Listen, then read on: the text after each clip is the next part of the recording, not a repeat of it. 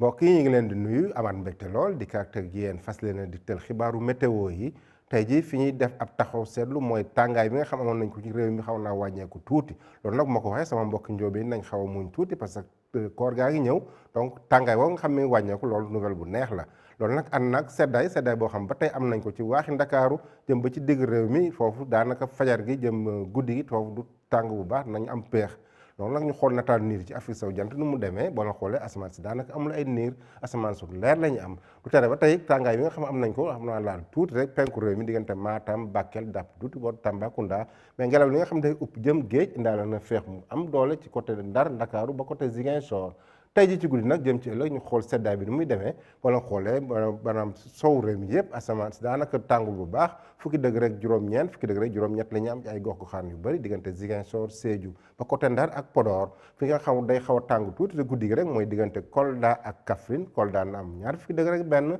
Kaffrine am ñaar fukki degré Tambacounda na am ñaar fukki degré juróom benn mais fi muy gën a tàngee ci guddi gi mooy Kédougou mu am ñaar fukki degré juróom benn ci bët gànnaar bi foofu ci Matam na am ñaar fukki degré benn ci guddi gi ñaar fukki degré ñett ñu am ko Bakel bi demee ba ci bëccëg gi nag ñu xool tàngaayu bëccëg bi ni muy demee tàngaayu bëccëg gi comme ni ñu ko waxee fan yi yëpp rek daanaka Ndakaaru tàng parce que Ndakaaru ñaar fukki degré juróom lay am ñaar fukki degré juróom benn juróom-ñeent ñu am ko Mbuur ñaar fukki degré juróom-ñaar ñu am ko fële ca Ndar fanweer degré ñu commencé ko am Thiès diggante Thiès Pout ba côté Louga foofu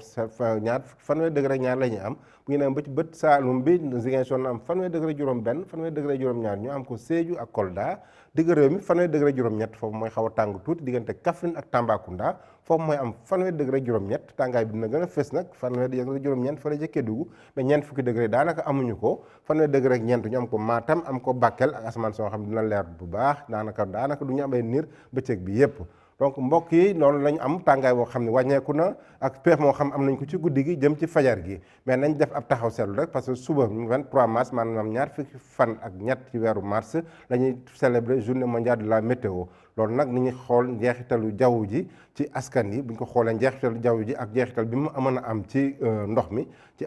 xarnu yi ñu jëm donc loolu mooy thème journée mondiale de la météo suba ñu koy célébrer ci ANACIM donc au nom du directeur général ak personnel bi yëpp ñu ngi leen invité journée porte ouverte foofu ci ANACIM donc mbokk yi loolu leen tey di leen dig daje ba suba ak jàmm wasalaam